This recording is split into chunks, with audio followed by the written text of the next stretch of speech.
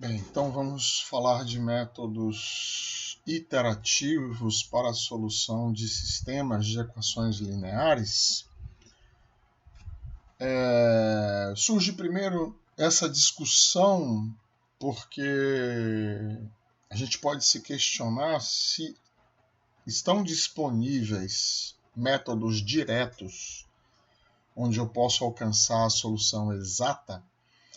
Por que a gente usa, então, métodos iterativos? A questão é que um dos principais critérios para essa escolha é o tempo de processamento. Então, se a gente considerar que é muito comum nos cálculos e nas simulações de engenharia que se resolva sistemas com 1 milhão de equações, com 1 milhão de incógnitas, né? E mesmo assim esses sistemas são considerados ainda pequenos, porque para você obter uma simulação bastante legal, você teria que partir para 1 bilhão de equações com 1 bilhão de incógnitas, ou mais do que isso, né? Então a gente começa a entender que talvez faça sentido, em alguns casos, trocar a solução pelo método direto pela solução pelo método iterativo, né? Como a gente falou já, essa solução aproximada ela é relativa, a gente pode jogar o nosso erro para trás da 16ª casa decimal e esse erro vai passar a ser virtualmente nulo, né? Então, em que consistem os métodos iterativos para a solução de sistemas de equações lineares? São, na verdade, métodos da categoria do ponto fixo, né? Onde a gente vai fazer uso de funções de iteração e essas funções são muito simples. A gente vai simplesmente isolar na iésima equação a iésima incógnita, né? Para obter uma função de iteração, daqui a pouco já vai ficar mais claro, do tipo x na iteração k. Então essa aproximação aqui é na iteração k, certo? É C, uma matriz de coeficientes, vezes x na iteração k menos 1, mais um vetor de termos independentes g, certo? Então aqui x é o vetor de incógnitas, C é uma matriz de coeficientes e G é um vetor de termos independentes, né?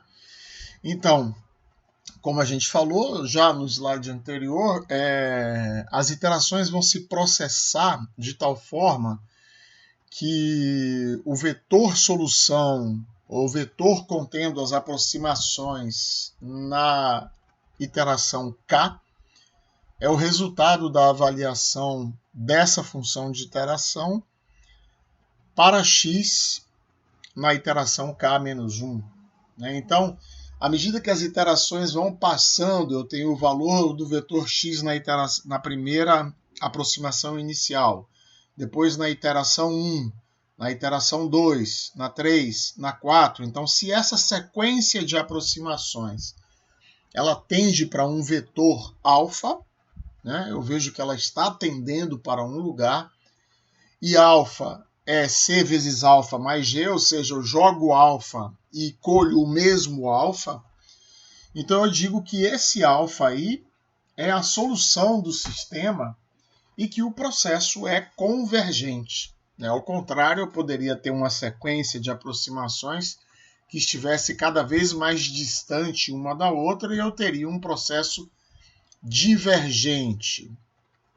Então, mesmo não, no mesmo caso do processo convergente, eu preciso de um teste de parada para saber quando que eu vou estar satisfeito com minhas iterações.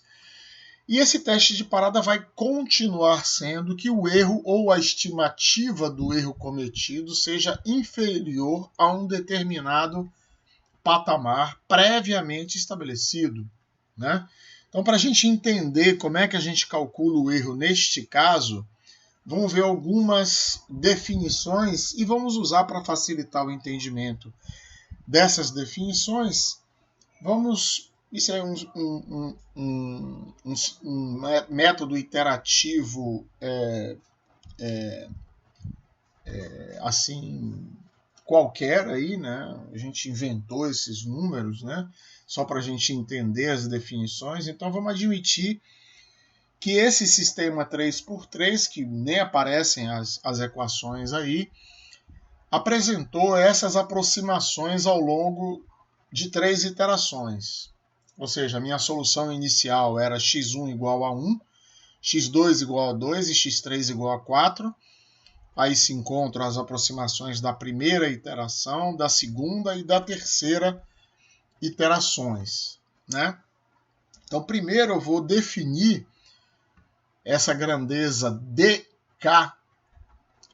como associada, e vai existir um d para cada iteração, por isso dk, porque k vai identificar a iteração, enquanto que o índice i vai identificar a incógnita. Então, observe que esse dk ele é calculado um para cada iteração e ele é definido como a máxima distância entre as distâncias de duas aproximações sucessivas das incógnitas, ou seja, o d na iteração k, para o caso do exemplo que eu tenho só 3 incógnitas, certo? É a diferença, eu vou comparar as diferenças, por exemplo, entre, vamos imaginar o d na iteração 1, é o x1, vou comparar o módulo do x1 na iteração 1 menos o x1 na iteração 0, com o módulo de x2 na iteração 1 menos x2 na iteração 0, com o módulo de x3 na iteração 1 menos x3 na iteração 0. E vou pegar o máximo dos três. Então, nesse caso aí, a gente determinou essas distâncias para a variável x1, para a variável x2 e para a variável x3. Então, a gente vai voltar aqui e vai ver aqui, ó, para a variável x1 é 1,1317 menos 1. Para a variável x2, 2,4208 menos 2. E para a variável x3, 3,7781 menos 4. Né? Eu já percebi aqui que eu cometi um erro aqui, né? No próximo slide, mas não há problema, porque na verdade eu tenho que fazer essa conta. E eu fiz a conta errado, vocês vão ver aqui que x3 na iteração 1 menos x3 na iteração 0 não dá 0,7781, dá algo em torno de 0,20 e poucos, né? Então, na verdade, o meu máximo seria esse 0,4208. Mas vamos imaginar que fosse essa a diferença, então eu comparo esse 0,13 com esse 0,42 com esse 0,77. Observe que são todos em módulo, certo? E eu vou tomar, para a primeira iteração, o maior deles. Se eu fizer isso de novo para a segunda e para a terceira iterações, vocês vão ver que para a segunda, podem verificar isso aí usando a tabela do slide anterior, vai ser 0,1035 e 0,0769. Então, de forma semelhante, então a gente definiu o dk, agora a gente vai definir o x máximo na iteração k. O x máximo nada mais é do que o resultado da comparação naquela iteração dos valores aí, nesse caso do exemplo, de x1, de x2 e de x3. Né? Então, no caso da primeira iteração, eu volto lá e a gente vê aqui que... Opa! Spoiler. Então, aqui, na primeira iteração, ó, eu teria que comparar esses três valores aqui, certo? 1,1317 com 2,4208 com 3,7781 e tomar o maior deles. Então observe que eu não tenho dificuldade aqui para ver que na primeira iteração meu x máximo é 3,7781, na segunda é 3,8816 e na terceira é 3,9117. Né? Então agora eu vou estimar o meu erro, ou seja, eu controlo as minhas iterações, então, através de uma estimativa do erro. E como é que eu tenho essa estimativa desse erro relativo, que é o que tem nos interessado? Eu vou simplesmente dividir o DK, e aqui ele já está em módulo, né? Certo? Porque ele foi tomado do módulo, né? E o x máximo também foi tomado do módulo. Então eu vou dividir simplesmente o DK pelo x máximo na iteração k e multiplico por 100% se eu quiser o erro percentual. Se eu não quiser o erro percentual, quiser o erro decimal, basta não multiplicar por 100%. Né? Então agora a gente viu ali como a gente controla o erro, tá certo? A gente estava falando exatamente do critério de parada. Eu tinha dito que o critério de parada sempre será o controle do erro, até que ele seja inferior a um patamar previamente estabelecido. Agora a gente já sabe como controla o erro, e agora a gente pode entrar no primeiro método iterativo. Nós vamos ver dois apenas, que é o método iterativo de Gauss-Jacobi. Né? Então, ó, eu tenho aí na forma literal um sistema de 3 equações com 3 incógnitas.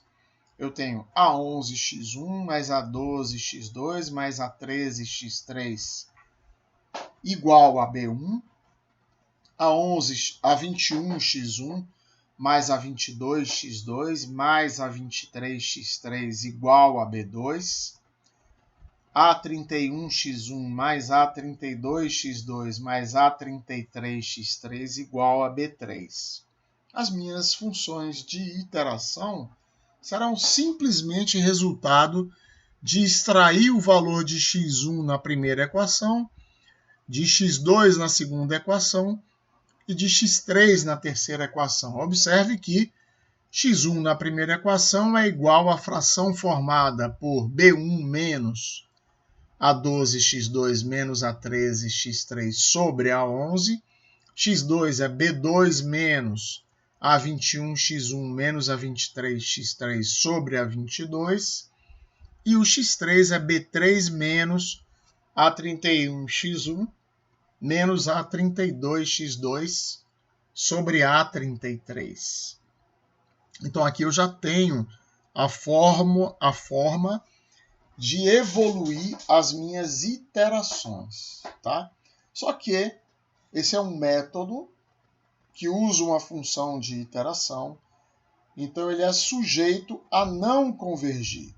E o critério de convergência, necessário para eu prosseguir, eu tenho que verificar se ele converge ou não. Eu vou aplicar um critério de convergência, que nesse caso é conhecido como critério das linhas, ou critério dos alfas, certo? Eu tenho um alfa associado para cada linha.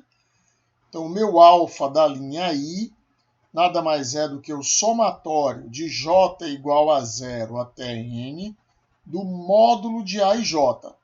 Só que nesse somatório eu vou omitir o A e I. Ou seja, é um somatório para I diferente de J. E vou dividir isso tudo pelo módulo desse A e I que eu omiti aqui no somatório. Então, todos os alfas, eu vou calcular um alfa para cada linha. Se eu tiver um sistema 3x3, terei 3 valores de alfa. Todos eles têm que ser inferiores a 1 para que o método seja convergente, a sequência das aproximações seja convergente. Então vamos ver aqui um exemplo, né? Eu vou atualizar neste método de Gauss-Jacobi os valores das incógnitas as três x1, x2 e x3. Nesse exemplo, se tivessem 4, eu atualizaria x1, x2, x3 e x4. Nesse caso, eu tenho 3 apenas. Eu atualizo todas de uma vez, certo? Então, na primeira iteração, eu só processo ela depois que eu conheço os valores de x, todos 3, da iteração 0. Aí eu passo a primeira iteração com uma primeira aproximação do vetor de incógnitas. Depois, para ir à segunda, eu uso os 3 valores da primeira iteração de uma vez para prosseguir para a segunda. E agora a gente vai ver isso num exemplo, tá? Então eu tenho aqui o meu sistema de equações, certo? Então, lembrando que se eu tenho um critério das linhas onde eu estou dividindo, para obter cada alfa eu tenho que dividir pelo pivô, então eu não posso fugir de pivotar, certo? Eu preciso pivotar para ter um sistema convergente, tá? Então as minhas equações aqui eram x1 mais 2x2 mais 4x3 igual a 10, 7x1 menos 2x2 menos 3x3 igual a 9, 3x1 menos 8x2 mais x3 igual a 8. Então, apenas para referência, a minha solução exata é x1 igual a 275 por 129, que me dá esse valor decimal aqui, que é o que eu vou usar no método iterativo. x2 é 11 sobre 258, que me dá esse valor aqui com 5 algarismos. E x3 é 251 sobre 129, que agora me dá esse valor 1,9457. Então eu fiz o pivotamento, passei a segunda equação para a primeira posição, 7x1 menos 2x2 menos 3x3 igual a 9. Passei a terceira para a segunda, 3x1 menos 8x2 mais x3 igual a 8. E desci a primeira equação para a terceira posição, x1 mais 2x2 mais 4x3 igual a 10. Então, o que eu fiz? Maximizar os pivôs, tá certo? Então, a minha primeira função de iteração, x1 igual a 2x2, eu tirei aqui o valor da primeira equação, 2x2 mais 3x3 mais 9 sobre 7, x2 igual a 3x1 mais x3 menos 8 sobre 8, e x3 igual a menos x1 menos 2x2 mais 10 sobre 4. Então, na forma matricial é boa porque se eu quiser implementar um método computacional, ela me favorece. Então, os valores de x na iteração k serão C, esta matriz. De onde veio essa matriz, professor? Veio daqui, certo? Então, é C vezes x na iteração k menos 1, mais esse vetor aqui, que observe que é 9 sobre 7, menos 1, e 10 sobre 4, que é 5 meios. Então, tenho que verificar se esse sistema, se esse método vai ser convergente. Calculo o alfa 1. Alfa 1 é 2 mais 3. Também posso ver aqui, ó, 2 módulo de menos 2, 2. 2 mais 3 sobre 7. Alfa 2, portanto, dá 5 sétimos, menor do que 1. Alfa 2 é 3 e 1, 4 sobre 8 é meio. Também menor do que 1. E alfa 3 é 1 mais 2, 3 sobre 4. Então, o sistema converge. Para calcular a aproximação inicial, eu uso 0, 0, 0 para determinar aqui. Então, observe que se x1 for 0, x2 0, x3 0, o primeiro valor de x1 vai ser 9 sobre 7, que é esse daqui. O primeiro valor de x2 vai ser menos 1, que veio daqui também. E o primeiro valor de x3 vai ser 2,5, que é 5 meios, que também veio daqui da função de iteração. Então, na primeira iteração, nessa aproximação inicial, eu não calculo o erro, não preciso me preocupar com D máximo nem nada. Então, eu uso esses três valores aqui, de uma vez, aqui, os três valores, e substituo nessas três funções de iteração, ou aqui nesse vetor da aproximação 0, para obter a aproximação 1, ou seja, x1 passou a ser 2,0714, x2 menos 0,20536 e x3 2,6786. Então eu comparo os valores de x1 aqui, ó, da primeira iteração menos da iteração 0, os valores de x2 e os valores de x3 e determino esse valor aqui de D máximo. 0,79461. O valor de x máximo é só olhar aqui em módulo, é 2,6786, é o maior dos três em módulo. E eu vou dividir o D máximo pelo x máximo, multiplicar por 100%, porque aqui o meu erro eu apresentei percentualmente, e me deu um erro de 29,7%. Eu vou percorrendo as minhas iterações da mesma forma que a primeira, até a quarta iteração, onde eu obtenho um erro de 4,3. Lembrando que eu estava procurando encerrar com um erro menor do que 5%, certo? Então, a minha solução, com erro menor do que 5%, é 2,122, 0,060467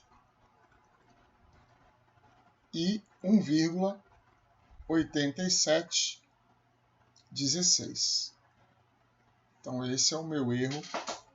Essa é a minha solução aproximada com erro inferior a 5%. Relembro que nem o erro de 1% é um bom erro, tá certo? Mas a gente está aqui querendo mostrar apenas o método didaticamente, certo?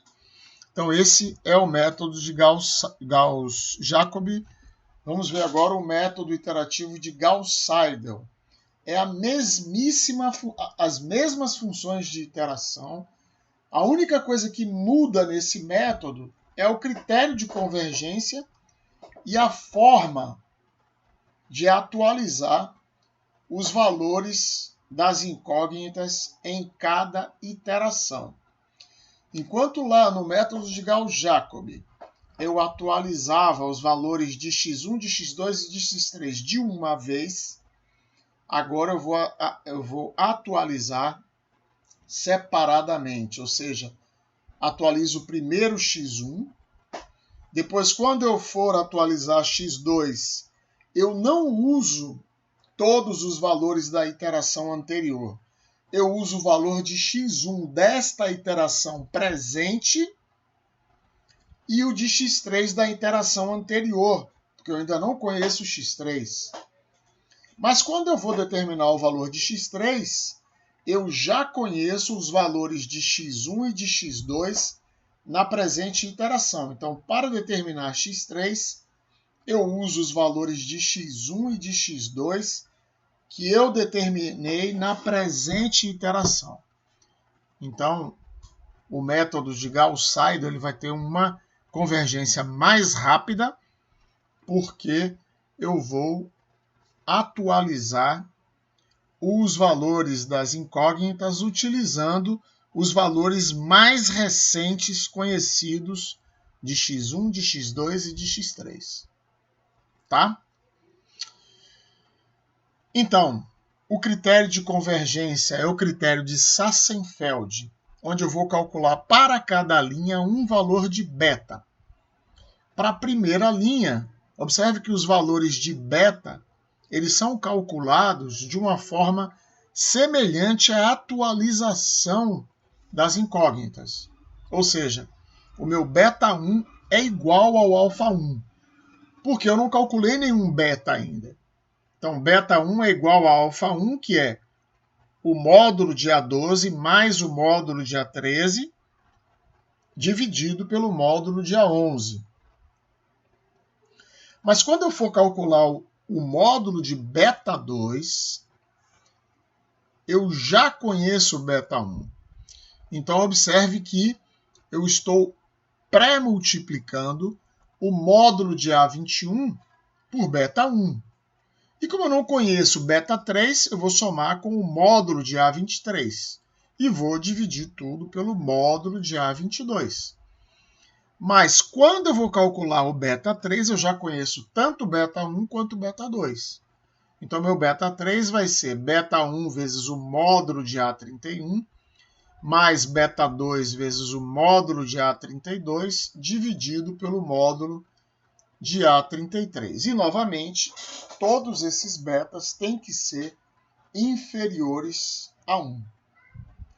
Mas, além do método de Gauss-Seidel ser convergir mais rápido, é muito frequente que um sistema de equações não convirja pelo método de Gauss-Jacobi, mas ele convirja pelo método de Gauss-Seidel. Basta eu colocar a equação que tem o menor beta na primeira posição. Só que aí muitas vezes eu preciso fazer também um pivotamento completo, uma coisa que a gente abdicou de fazer aqui, para simplificar em função da velocidade de ocorrência das nossas aulas, tá certo? Então, vamos ver agora esse exemplo, o mesmo exemplo, também com erro inferior a 5%, até a determinação das funções de iteração, a gente viu que é tudo igual. Então, vou aproveitar as mesmas funções, elas estão aqui, certo? E eu vou determinar agora os valores de beta, né? Então, eu vou determinar o meu beta 1 é igual ao alfa 1, que é 5/7, né? Vou voltar aqui para vocês verem que na segunda equação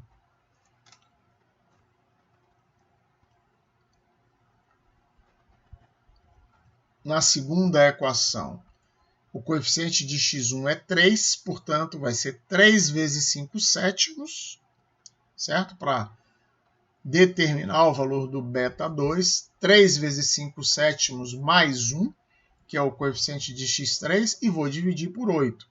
Então, observe que o meu alfa 2, meu alfa 2 deu meio, mas o meu beta 2 deu significativamente menor, deu 11/28, cerca de 1/3. O meu alfa 3 deu meio, mas o meu beta 3 deu 3/8, né? Então aí, na terceira equação, o coeficiente de x1 é 1, o coeficiente de x2 é 2, mas o beta 1 é 5/7 e o beta 2 é 11/28. Então, meu beta 3 vai ser 5/7 vezes 1, mais 11/28 vezes 2, dividido por 4. Por isso, ele dá também menor do que o alfa 3. Tá certo? Então, as minhas aproximações iniciais, como eu tinha explicado, o valor de x1 eu vou ter que assumir todo mundo igual a 0 e vou obter o meu x1 da iteração 0, ou seja, a aproximação inicial de x1 do método de Gauss-Seidel igual à aproximação de x1 do método de Gauss-Jacobi. Só que agora, para o valor de x2, como eu já conheço esse valor de x1, eu vou usar ele aqui. 3 vezes 1,2857 mais 0, que é o valor de x3. Menos 8/8. Já me deu aqui menos 0,51786. meu valor inicial de x2 no Gauss-Jordan deu menos 1. Já deu um valor aqui significativamente diferente. Enquanto agora no x3 eu já conheço x1 e x2, então eu vou usar o valor de x1, 1,2857, vou usar o valor de x2, que é menos 0,51786, só que lá tem um sinal menos aqui precedendo, mais 10 sobre 4, e agora, em vez de obter 2,5, eu vou obter 2,4375. Nessa primeira iteração eu não determino nada, não determino erro. Posso seguir para a segunda. Quando eu vou determinar este valor de x1, eu vou usar estes dois aqui de x2 e x3. Ao calcular o valor de x2 na primeira iteração, eu uso este valor de x1, que eu acabei de calcular, juntamente com este valor aqui de x3, que é o mais recente que eu tenho. Eu não conheço ainda o valor de x3 da primeira iteração. Mas, ao calcular o valor de x3 na primeira iteração, eu já conheço esses dois valores aqui de x1 e x2, e são eles que eu uso para determinar esse 1,8929. Então, lá no método de Gauss-Jacob, eu precisei de 4 iterações para baixar de 5%, enquanto aqui eu estou precisando apenas de 2. Então, observe como o meu erro diminuiu drasticamente de 41% para 4%. Então, nessa iteração, o erro baixou de 5%. Então, a minha solução, com o erro inferior a 5%, então, é 2,1321, 0,036147 e 1,9489. Ok?